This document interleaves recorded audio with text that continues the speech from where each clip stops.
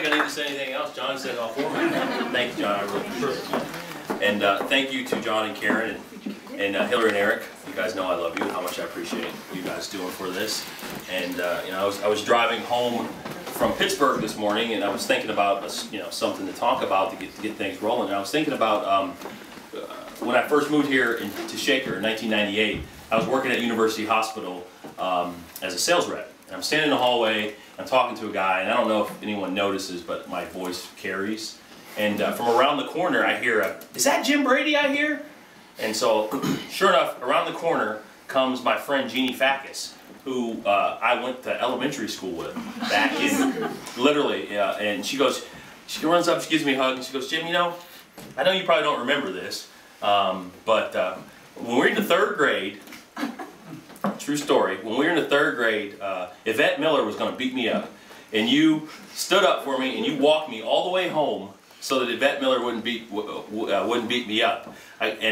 She said, "I'll never forget that." Well, I forgot about that, but she gave me a hug and we talked. But you know, I was thinking about that, and you know, I like to think that that's the way I've always tried to live my life. I've always tried to be the type of person who steps up and does the right thing, you know, even when no one else is looking. And you know, when we talk about me running for this county council position, you know, that's the way that I've tried to model what I do. I feel like if there's something that I can do about a problem, I'm always going to step up and do that. And you know, if I'm elected to this position, you know, I can promise you, and John alluded to it, you know, what you're going to get is an independent-minded leader who's going to step into the role. And I'm not going to answer to the Democratic Party or the Republican Party. I'm going to answer directly to the constituency, the people who get me in the office. And I think we all have seen what can happen when our leadership, especially here at the county, lose track of who put them in office, and bad things can happen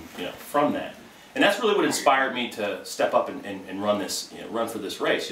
It's what inspired me to join the military and serve my country in the 1st Gulf War. It's what inspired me to run for Shaker Heights City Council, and it's what's inspired me to run for this county council position. And we talk about the 3 things that I want you to remember about me, and it's funny because John and I did not talk about this, but the 3 things that I want you, maybe you saw in my literature. I didn't. Yeah, it was.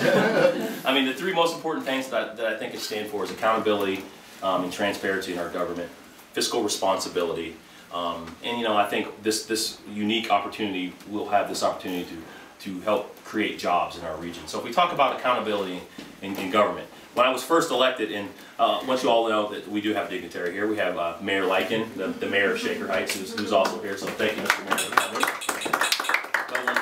But when I was elected to Shaker Heights City Council, one of the first things that I did was set up a 24-hour hotline, and I did that as a way for the residents and the constituency that got me into office. I did that so they can have access to me. And for most of you all live in Shaker, so I'll give you that number. It's 216-305-5255.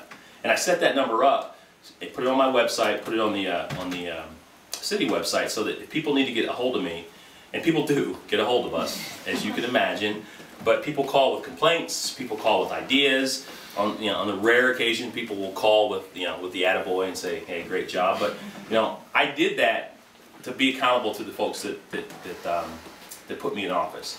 And I think that that's what we need more of, is accountability. We need more transparency in government. So that's the first thing. The second thing is fiscal responsibility.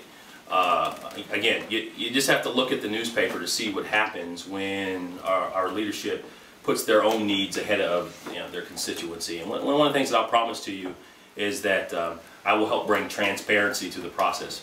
What I love about this new county government is, with 11 county council members and the county executive, it's going to be a lot harder for shady transactions to pass through the process.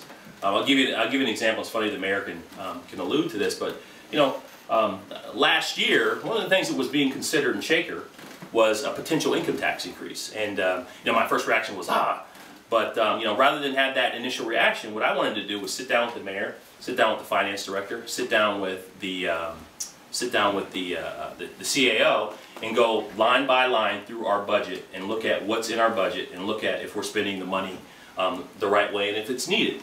And quite frankly, we're doing a pretty good job in the city spending your money, because it's your money that we're spending. And I think we're doing a phenomenal job, and I won't break my arm and pat myself on the back, as my dad would say, but I think we've done a good job of being fiscally responsible by cutting, we've actually cut a lot of the spending for the city, but I would hope that most folks would feel that we've been able to maintain the same level of service in our city. And you know, that's what fiscal responsibility means to me, is drilling down to the minutia to make sure that your dollars are being spent wisely. And then the final thing that I stand for and that I'm going to hope to accomplish is job creation.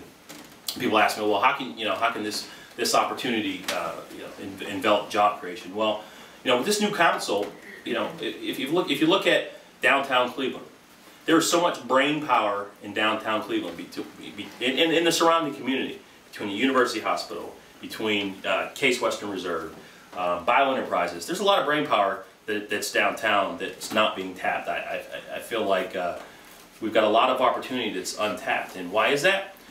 If a company wants to come to downtown Cleveland or to the region and set up camp, who do they go to? There's the Greater Cleveland Partnership. There's the Cleveland Plus. There is there's lots of disparate organizations, but nobody really knows who to go to. And I think one of the things that we can do as a county council is help clear that red tape out of the way, so that when companies want to come here, they know who to go to. More importantly, they know what the resources and the different things that we have available in this region are for us. So that's the other thing. You know, I'm the director of sales and marketing at Kindred Healthcare, and you know, I manage sales and marketing business development in Cleveland and Pittsburgh. And you know, one of the things that I see every day is we have jobs that go unfilled, mid-level jobs that go unfilled because people aren't trained. Lab techs and nursing techs and nurse assistants and x-ray techs. We have lots of jobs like that. One of the ideas that I have is, why can't the county, and I think it's viable, why can't the county get behind some vocational training so that when kids graduate from high school, they've already had that type of training and they can move in. So we're not just talking about creating jobs at the top level, we're talking about creating those middle class jobs that help you know, fuel our economy. So those are one of the things that I'd propose. A little bit about myself. You know, I've been in Shaker now since 1998. I've got a bachelor's degree, and I got a master's of international business and executive management. I've lived all over the country. I've worked all over the world, and I chose to stay here. My goal is to raise my 3 kids with my wife Janet. Say hi, Janet. Raise my 3 kids. My wife of 17 years, and just recently. Yeah. Raise my 3 kids here in this county because I believe in this county, and you know, I think the fact that you all are here means that you have a vested interest in this county and the success of this region. So I can't do it alone. John alluded to the fact that it's going to be difficult. I'm running as an independent, so what that means is I'm running independently. So you know, it's not just money, support. You know, get the word out. I've got pamphlets here.